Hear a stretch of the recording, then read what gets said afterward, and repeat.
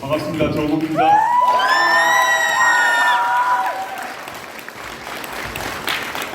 가부선지국을 사실은 작년 3월에 냈는데 제가 사적으로 여러 가지 처리할 일들이 많아가지고 딱 한 번 이 공간에서 북콘서트를 하고 하진 못했습니다. 근데 그 뒤에 냈던 BK 눈물 같은 경우는 그 상황이 좀 제가 조금 여유가 생기는 바람에 전국에서 북콘서트를 하다 보니까 이 앞에 계신 메디치 미디어 김 사장님 포함해서 그 메디치 미디어 관계자로부터 많은 항의와 불만의 얘기를 들었고요. 그래서 올해 끝나기 전에 이런 행사를 한번 해야겠다. 제가 그 빚을 갖는 마음으로 이 자리에 섰습니다. 그리고 게다가 마침 가불선진국 아마 봐주셨을 것 같은데 10만 부 발간 기념으로 양장본이 나와가지고 저도 그 점에서 참 너무 감사의 마음이 커서 이렇게 시작을 했습니다. 오늘은 이제 북콘서트 내용이 최경영 기자님과 대담이 있습니다만 그 전에 제가 짤막한 저희 얘기를 먼저 하고 난 뒤에 대담을 하는 방식으로 시작하도록 하겠습니다. 제가 포인트를 달라고 요구를 했는데 포인트를 없어서 제가 어떻게 넘겨야 될지 모르겠는데 일단 제가 말을 하면 그냥 넘겨주셔야 됩니다. 누가 넘기시는지 잘 모르겠는데 넘겨주시겠습니까? 이건 이제 박건웅 화백님이 그린 그림인데 제가 지난 몇 년간 2019년부터 만 4년 횟수로 5년간 버텨왔던 모습을 주셨고 여기에 많은 분들이 제가 캄캄한 터널 속에 있는데 여기 오신 독자분들, 시민들께서 저기 아셔가지고 캄캄한 터널을 견디셨던 것 같습니다. 저희 감사 인사를 박근홍 화백 그림으로 대신하고요. 계속 그냥 넘겨주시면 됩니다. 그럼 제가 중간에 계속 넘겨달라는 말을 해야 되니까. 여기 이제 가불선진국 북콘서트인데 가불선진국의 핵심은 사회권 선진국입니다. 책을 읽어보신 분 앞에 있는 서명을 보면 아시겠습니다만은 사회권 선진국이 무언가에 대한 얘기를 하려고 합니다. 일단 그 이전에 지금 오늘의 주제인 그 얘기 이전에 현재 상황이 사회권을 얘기하는 게 정말 사치스러울 정도의 상황이라고 저는 보고 있습니다. 윤석열 정권이 등장했는데 저는 두 가지로 요약을 할 수 있을 것 같습니다. 첫째는 무능 정권이라는 점입니다. 넘겨주십시오. 이 표인데요. 이게 보면 당장 무대 관련 얘기를 먼저 하지 않을 수 없는데 대한민국 일단 국민소득이 표로 보시면 아시겠습니다만은 쭉 크게 봐서 늘어났죠. 근데 문재인 정부 시기에 저 정도로 늘어났는데 지금 줄었어요. 그냥 도표로 제가 숫자 넣지 않겠습니다. 전체 흐름을 쭉 보게 되면 청색이 민주정부이고 붉은색이 좀 보수정부라고 할 수 있을 것인데 보수진보라고 할 수 있을 것인데 이 도표만 보더라도 언제 우리나라 1인당 국민소득이 늘어난지를 알 수 있고 그 경우 다 전체적으로 흐름은 다 늘어났는데 윤석열 정부 때는 진보 보수 막론하고 지금 거꾸로 가고 있습니다. 당장 확인되고 있습니다. 앞으로 가야 됩니다. 그 다음 보게 되면 물가 폭등이 지금 3배 이상 되었습니다. 문재인 정부 시절에 1년에 월 평균 1.9% 상승했다면 지금 5.8% 상승 상태이고 수출 폭락은 말할 것도 없습니다. 지금 8개월째 연속 수출 감소 상태이고 무역 적자 계속 급증 상태이고 당연히 가계소득도 감소 상태입니다. 즉 경제적으로 완벽하게 무능 정권이라는 생각입니다. 최근에 이제 언론을 들고 가져왔습니다만 주저앉는 대중무역 이제 최대 적자라고 되고 이런 지금 중국을 통해서 우리가 돈을 많이 벌었다 그래서 우리 경제가 좋아졌다 이런 얘기를 누가 알고 있을 것인데 92년 중국과 수교한 때 이후부터 처음 31년 만에 적자가 발생한 상황이다. 그런데 지금 윤석열 정부는 중국하고 관계를 더 때리고 중국하고 무역 필요 없다 이런 얘기를 공공연히 하고 있는 상황인 것이죠. 제가 말을 끝내면 넘겨주십시오.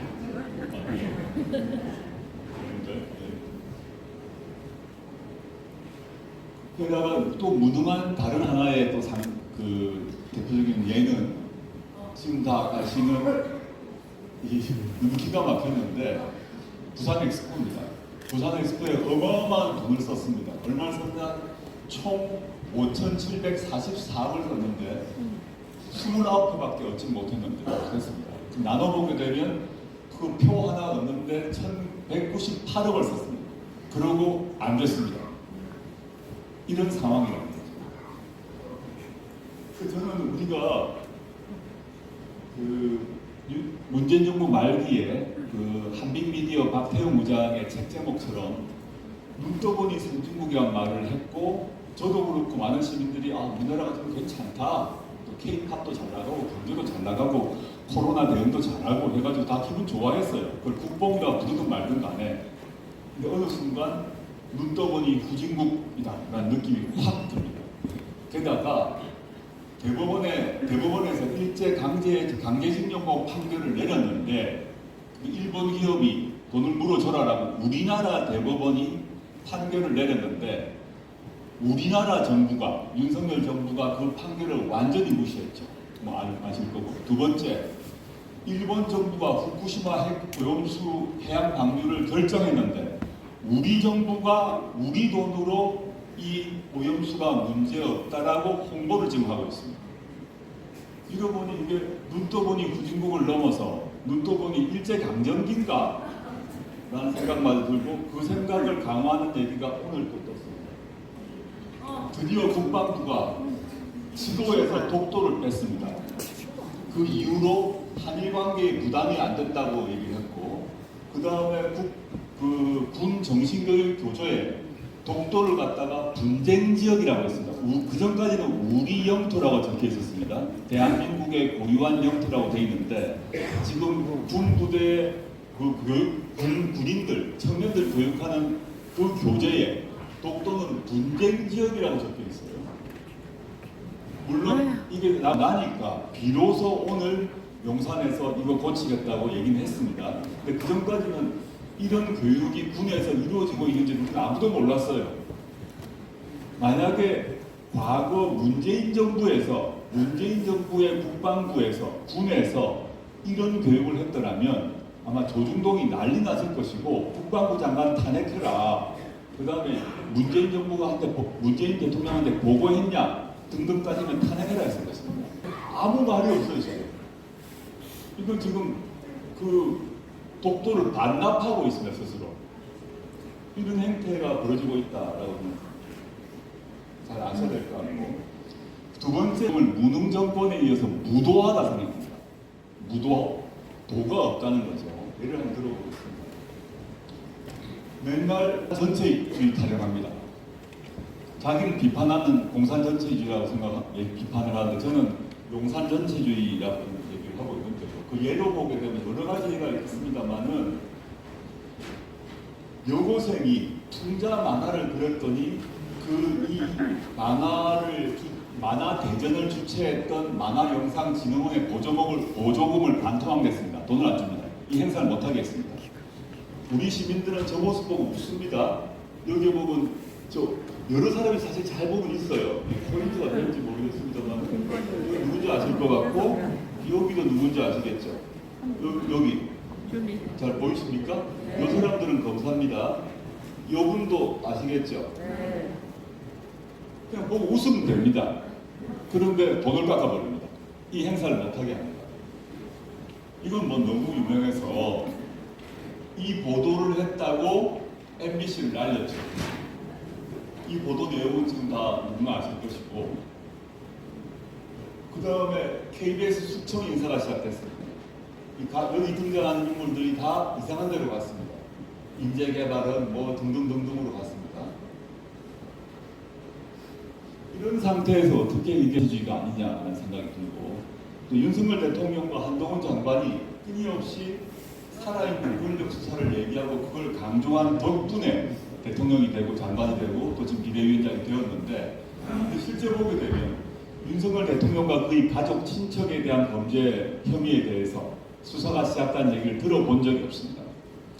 양평 고속도로 건과 고속도로가 휘었는데, 제가 여러 번 다른 자리에서 얘기를 했습니다만, 그 양평 고속도로가 휜 바로 그 자리의 땅의 소유자가 문재인 대통령의 부인인 김정숙 여사의 일가 땅이라면 이재명 대표의 부인인 김혜경 여사의 일가의 땅이라면 지금 어떤 일이 벌어졌을지 생각을 한번 해보십시오. 일단 김정숙, 김혜경 여사는 물론 그 친인척 다 압수하고 양평 군청 압수수색하고 국토부 압수수색하고 다 했을 겁니다. 근데 지금 소환됐다는 얘기 들어본 적이 없을 겁니다. 수사가 안 일어납니다. 아예. 그 점에서 검찰이 사유화되어 있다고 생각합니다. 지금 오늘 제가 오기 전에 봤더니 도이치모터스 관련해서 김건희 여사 특검법이 통과됐지 않습니까? 그래서 뭐 이게 이제 악법이다 뭐다 하던데 그 내용을 보게 되면 과거 국정농단 특검법 내용과 똑같습니다. 별 차이가 없어요. 악법이라고 할 수가 없습니다. 그 과거에 어떤 게 들어갔다 모르겠으나 과거에 있던 특검 법안을 그대로 가져와서 대상자를 바꾸고 대상 범죄를 바꾼 것에 불과합니다. 근데 이게 1심 법원 판결에 따라서 김건희 여사의 공범들이 모두 주가 조작을 했음이 확인되었고 1심 법원 판결에 따라서 그 판결 기록을 보게 되면 김건희 여사의 예금 그 계좌가 사용되었음 역시 판결에 의해서 확인되었는데 부르질 않아요. 압수수색도 안 합니다. 김건희 씨는 대통령이 아닙니다. 물론 대통령이라고 생각하시는 분도 있을지 모르겠으나 법적으로 대통령이 아닙니다. 따라서 수사가 얼마든지 가능합니다. 과거에 YS 때는 김영삼 대통령의 아들이 수사를 받았고 김대중 대통령 때도 김대중 대통령의 아들이 수사를 받아서 감옥을 갔고 심지어 노무현 대통령 같은 경우도 노무현 대통령의 형이 수사를 받았습니다. 그런데 다 개인들입니다. 그분들은 대통령의 부인인 김건희 씨에 대해서는 검찰이 서면 진술서 하나 받고 지금까지 몇 개월간 어떤 조치를 하지 않습니다. 특검을 하지 않을 수 없는 것이죠. 그래서 이 박근홍 화백의 그림인데 슬기로운 이제 검사 생활을 해가지고 한쪽은 어떻게 잡아놓을 수 있을까라는 고민하고 한쪽은 어떻게 하면 풀어줄 수 있을까라는 고민을 하고 있다고 보입니다. 그래서 이 표는 제가 그 다른 책에도 인용을 했습니다만은 이 정도의 사람들이 하나하나 있지는 않겠습니다. 검찰 또는 검찰 출신 사람들이 수많은 국가기관에 들어가서 자리를 잡고 있다는 것이 여러 조사를 통해서 확인되었습니다. 하나 더 보도록 합시다. 왜 또 무도한가에 대한 얘기입니다. 이 영화는 다 보셨을 것이고 근데 현 신원식 국방부 장관은 뭐라 그랬나 하면 전두환은 애국자, 12.12는 나라 구하려 온 것이라고 말한 사람 이 사람이 현재 우리나라 국방부 장관입니다. 이게 우리나라의 천만의 사람들이 이 영화를 보고 격분을 하고 전두광에 대해서 분노를 하는데 윤석열 정부의 초대 국방부 장관은 이런 얘기를 지금 하고 있는 거죠.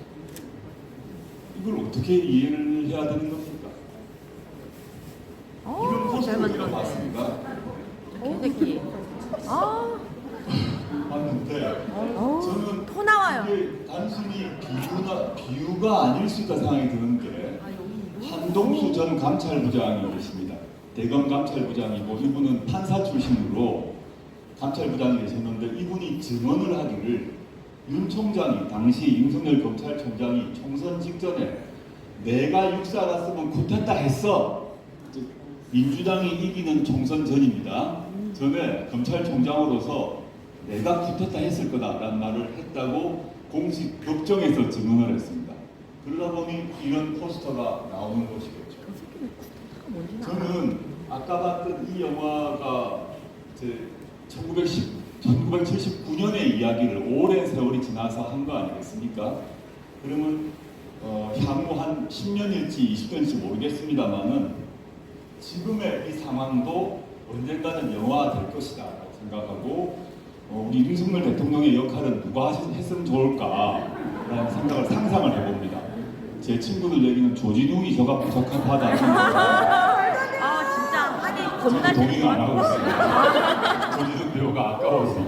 너무 아깝다. 영화가 되지 않겠습니까? 그럼 김건희 씨는 누가 할까? 한번 생각도 한번 해보시고 한동훈 장관은 어떤 배우가 나올까? 우리 5공화국 드라마 만들어졌습니다. 12.12 드라마 만들어졌습니다. 11.6도 다 만들어졌습니다. 여러분이 좀 힘드시겠지만 이런 감독이라고 생각하시고 우리 등장인물이 지금 아까 신원식 장관은 누가 하지? 생각해 보시면 되겠습니다. 이분들은 이렇게 기세 등등했으나 좀 열받아가지고 이때 이 펀치볼 만들자고 그랬더니 펀치볼은 안 만들고 요거는 두더지 게임을 맞아, 나 이거 다 있던데? 만들어 놓으셨더라고요. 이게 우리 국민들의 마음이 아닌가 하는 생각하고 있습니다. 그래서 근데 이게 지금의 현재 여러분들 열받는 문제다. 저도 열받고 이런 얘기가 대부분 자유권의 문제입니다. 표현의 자유, 언론의 자유, 내 입이 자유인 겁니다. 말할 수 있고 글 쓸 수 있고 불만을 토로할 수 있고 이런 것들이 지금 억압되어 있죠. 근데 물론 과거 권위주의 정권 때는 훨씬 더 했습니다. 대통령 욕하면 남산에 걸려가서 고문 그게 맞았죠. 그런 시대는 아닙니다. 그 점에서 우리나라는 자유권이 상당히 보장되어 있고 그 점에서 자유권 선진국 수준입니다. 물론 윤석열 정권 들어서 막 떨어지고 있긴 한데 옛날처럼 잡아가서 패지는 않거든요. 근데 오늘 얘기는 자유권이 아니라 더 근본적 문제라고 할 수 있는 사회권 문제를 얘기합니다. 이 윤석열 정권 들어서서 자산과 소득의 양극화가 심화되고 있습니다. 일자리, 교육, 주거, 노후 문제에 대한 불안과 고통이 심화되고 있습니다. 정치적으로도 스트레스 쌓이는데 내 삶, 인생, 가계 문제로도 다 스트레스 받습니다. 이 문제가 앞으로 더 중요할 것이다 생각을 하는데 보면 통계적으로도 정규직, 비정규직 임금 격차가 계속 늘어나고 있습니다. 이건 단순히 윤석열 정권 들어서서부터만의 문제가 아니라 오래된 문제입니다. 이 문제가 해결되지 않고 쭉 계속되어 왔습니다. 물론 문재인 정부 들어서 이 문제를 해결하려고 노력을 많이 했습니다만 해결을 완벽히 하지 못했습니다. 코로나가 터지면서 여러 가지 코로나 문제로 집중을 하다 보니까 이 문제를 해결 못했고요. 그 다음에 자산 격차 같은 경우도 계속 늘어남을 알 수 있습니다. 2020년부터 확 올라가고 이런 식으로. 그래서 그 상위 20%가 자산이 1.6억 증가할 때 하위 20%는 350만 늘었다는 중앙일보의 보도가 있는 것이죠. 이 속에서 우리 모두가 고통받고 있다고 했습니다. 그리고 보시면 상대적 빈곤들도 계속 점점 커지고 있음을 확인할 수 있습니다. 그러다 보니 약간 어려운 말인데 재봉건화라고 해가지고 우리가 지금 봉건사회 아닙니다. 우리 지금 신분과 태어나서 양반으로 태어났느냐, 뭐 노비로 태어났느냐 이런 거 없습니다. 그런데 내용적으로는 다시 봉건사회로 돌아간 거 아니냐. 즉 계층 이동이 아주 어렵게 되어버렸다는 것입니다. 옛날에는 어려운 과정에 태어나도 열심히 공부하면 한 칸 올라가고 또 한 칸 올라가고 또 저희 세대만 하더라도 저희 할아버지보다 저희 아버지가 더 잘 살았고 저희 아버지보다 저희가 잘 살았고 이런 식의 경험을 우리 세대까지 해왔는데 지금 저희 자식 세대 같은 경우는 최초로 대한민국 역사상 최초로 부모 세대보다 더 어려운 부모 세대보다 소득과 자산이 떨어진 삶이 불안정한 그런 사회로 들어갔다는 거죠. 여기 계신 분들은 거의 저보다 나이가 플러스 마이너스 한 50 몇일 것 같은데 자식 또 조카 세대 같은 경우는 여러분 여기 오신 분들보다 더 안 좋은 상황이 되고 있다. 그러다 보니 현재 20대 같은 경우는 불만이 더 클 수밖에 없고 진보 보수를 떠나서 기성세대에 대한 불만이 매우 높다고 보입니다. 보시면 그래서 최근 통계인데요. 나홀로 소득 감소한 20대 해가지고 20대 같은 경우는 특히 더 떨어져서 4년 만에 빚만 2배로 늘었다고 되어 있습니다. 그러니까 20대가 지금 극도의 불만이 있고 문재인도 싫고 이재명도 싫고 윤석열도 싫고 아예 뭐 이준석이 낫다 이렇게 하는 이유가 기성세대는 다 싫다 이런 마음 상태가 된 게 아닌가라고 보입니다. 뭐 오늘 이성균 씨가 돌아가셨습니다만 그러다 보니 이런 이제 기생충 영화가 나오고 이런 모습들 계단으로 포상되는 이런 모습들 위에 호화로운 집과 밑에 이런 단칸방 반지하 집이 대비되는 이제 우리나라 포스는 아닙니다. 외국에서 개봉할 때 외국 포스터인데 이 영화의 핵심을 잘 표출한 것 같아서 외국 포스터를 가져왔습니다. 이런 것들이 지금 우리의 삶이다라고 보이고 그러면서 보시면 2014년에 있었던 송파구 스테이모조 자살 사건이 있었습니다. 이 세 사람이 너무 살다 어려우니까 다 목숨을 끊었는데 끊으면서 뭐라고 썼나 하면 이런 메모를 남겼는데 주인 아주머니에게 집세하고 세금, 공과금은 남기고 자살을 합니다. 정말 준법의식이 높은 사람이에요. 떠나는 마당에 국가에 대해서는 세금도 내고 집주인에게는 임대료도 내고 갔었어요. 얼마나 힘들었으면 그랬을까라는 생각을 안 할 수가 없는데 그런 와중에 이 사람이 신문제를 공고히 해야 한다라고 2016년에 아주 유명한 사람이 있죠. 민중은 개돼지다. 교육부 정책기획관이 이 발언을 했고 이것 때문에 잘렸는데 최근에 복귀했습니다.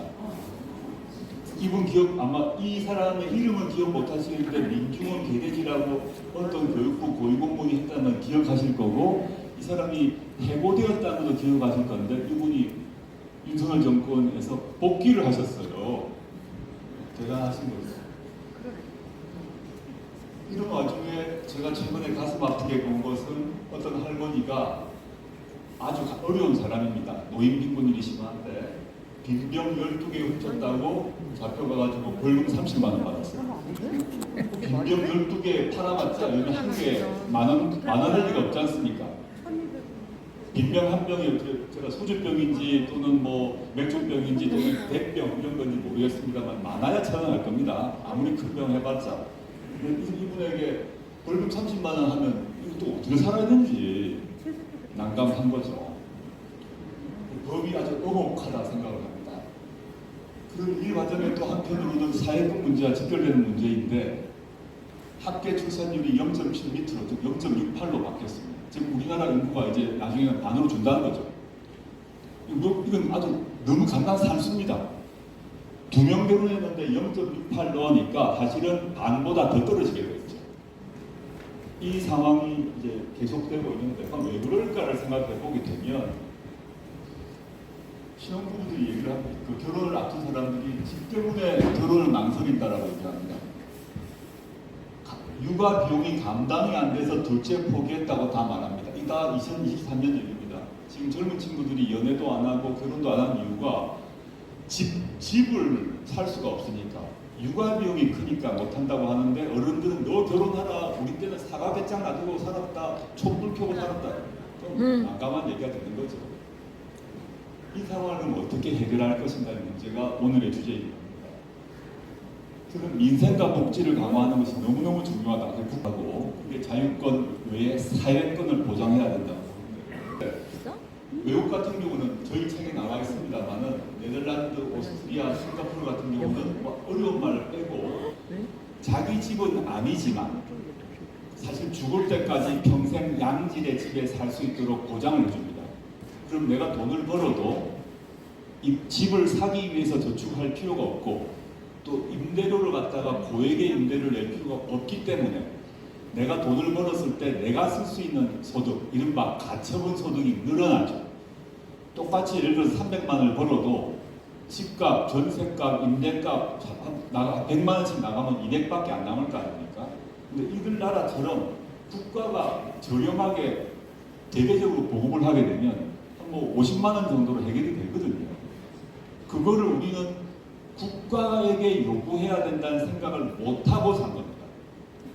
집은 내가 벌어서 임대하거나 내가 벌어서 사야지라는 생각을 지난 몇십 년간 하고 살았어요. 우리 모두는.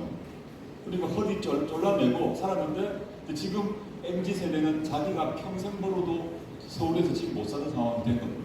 불만이 끌어오르는데 국가와 기성세대가 이 문제를 좀 해결해야 된다고 생각합니다.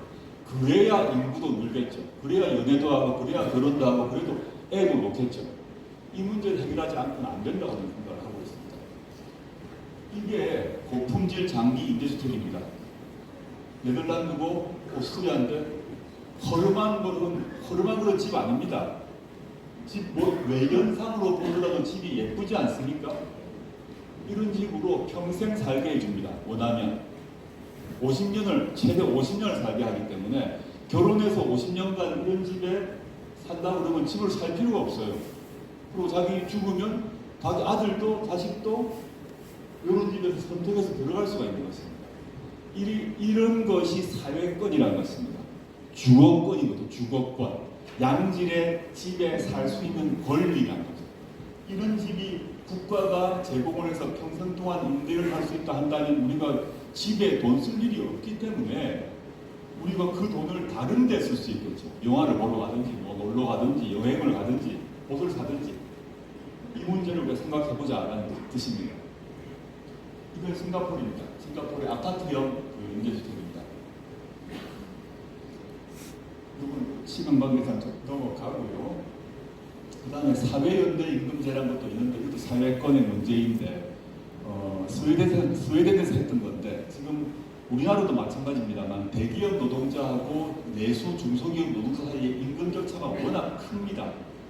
그러니까 그 젊은 친구들이 중소기업에 안 갑니다. 이런 상황을 어떻게 할 거냐? 근데 어른들은 너 중소기업에 가라. 그러면 직장이 열렸다. 근데 젊은 친구들은 거기 가면 복지도 별로 안 좋고 임금 격차도 너무 어렵고 하니까 공무원 돼야겠다 생각하거나 대기업 시험에 재수하는 거죠. 이게 지금 몇십 년 된 구조가 되는데 스웨덴은 다르게 해결을 합니다. 서로 물론 이제 이 두 사람이 만들어내서 추진했던 했는데요. 당시 이제 정부와 스웨덴 정부와 스웨덴 노조와 스웨덴 기업이 합의를 해서 대기업 임금을 깎아서 부자의 임금을 보조하는 매우 사회 연대라고 그러는데 물론 우리나라나 그 나라나 스웨덴이나 대기업에서 싫어하겠죠. 그 대신 대기업에게는 다른 혜택을 줍니다. 대기업 노동자에게는. 이런 식의 방안들이 모색되어서 진행되다 보니까 스웨덴에서는 중소기업 가는 걸 두려워하지 않아요. 그리고 이건 많이 들어보셨을 건데 젊은 층들이 청년 실신 3포 세대 이런 말을 합니다.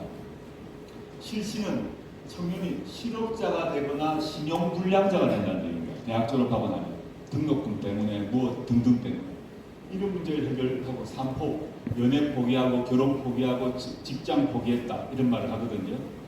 이게 그러면서 젊은이들이 구호를 외치고 있습니다. 빚쟁이로 시작한 청주는 언제면 끝나나요? 그런데 우리가 이 친구들 야 너 열심히 일하면서 그래 이렇게 말할 수가 없는 겁니다. 이 문제를 해결해야 우리나라가 산다라고 생각하고 그러면 지금 반값 등록금 실현하겠다고 이명박 대통령이 얘기했습니다. 다른 사람도 아니고 또 지금 그 대구시장인 홍 시장도 반값 등록금 얘기를 했습니다. 근데 실현이 안 돼버렸어요. 다른 나라는 독일, 핀란드, 스웨덴, 노르웨이, 덴마크는 사실상 무상 등록금을 하고 있습니다. 우리나라 같은 경우는 평균 문가가 한 600만 원 됩니다. 문가 등록금이. 근데 은행 같은 경우는 1000만 원 됩니다. 근데 이쪽은 무료입니다. 왜 무료냐? 국가가 해결하고 있는 거죠. 물론 남아있는 문제는 이제 재정의 문제를 어떻게 확보할 것인지 문제 남아있습니다만 그건 좀 시간을 미루도록 하고요. 다른 길이 있다는 것입니다. 우리가 익숙한 길, 우리가 살아왔던 길 말고 다른 방식으로 살아간 나라가 있다라는 걸 우리가 알아야 될 때가 됐다라고 생각합니다. 그래서 이명박 대통령이 반값 등록금 실현하겠다고 그랬고 심지어 반값 아파트도 실현하겠다고 했습니다. 보수 정당이 얘기한 겁니다. 진보 정당이 아니라 보수 정당이 이거 하겠다고 했는데 안 했고 여기도 박근혜 대통령이 후보 시절에 반값 등록금 실현하겠다고 했습니다. 그럼 진보 쪽이 아니라 보수 쪽이 저런 말을 했다는 얘기는 할만하다는 얘기죠.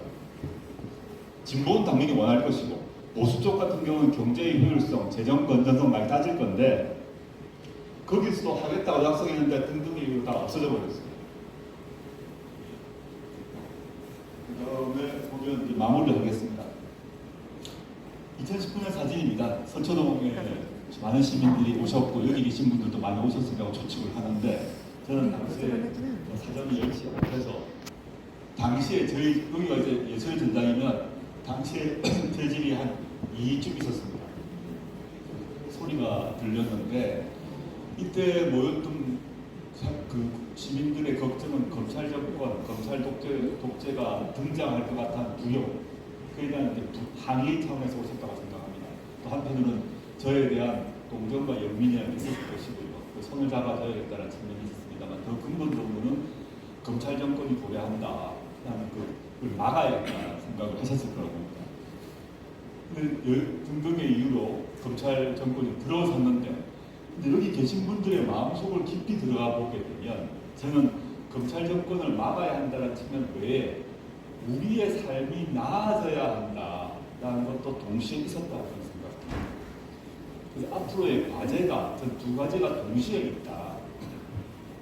무도하고 무능한 검찰 독재 정권을 어떻게 종식시킬 것인가의 문제와 함께 동시에 사회권이라고 얘기되는 주거권 문제, 노동 문제, 복지 문제, 의료 문제 이런 문제를 강화시킬 때 이 국민들의 요구가 충족될 것이고 또 그러한 요구가 충족될 때 내가 이런 사람들에게 이런 정당에게 투표를 줬더니 내 삶이 진짜 바뀌었구나 라는 것을 느끼게 될 것이라고 봅니다. 그래서 저는 오늘의 주제는 바로 이 국민들의 마음에서 검찰 독재에 대한 분노 외에 여기 수백 백만의 시민들이 모였을 때 이 백만들의 시민이 실제 일상으로 돌아와서 여기 말고 자기의 집으로 돌아갔을 때 걱정하는 것이 있다는 거예요. 그 걱정하는 것은 윤석열 정권이 압수수색해서 잡아간다 이런 거 말고 자기의 삶을 펼칠 때 연애하고 결혼하고 애 낳고 등등 할 때 그 걱정을 어떻게 해결할 것인가의 문제를 오늘 얘기하도록 하겠습니다. 줄이겠습니다.